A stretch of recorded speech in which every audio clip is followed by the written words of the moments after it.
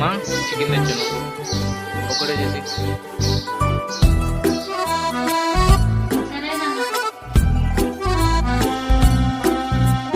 నిన్ను చూడని నిన్ను చూడని కన్నులెందుకు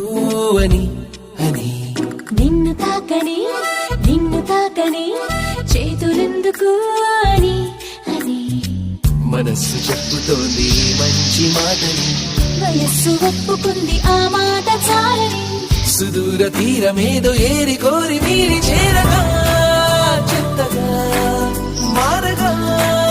చెంతగా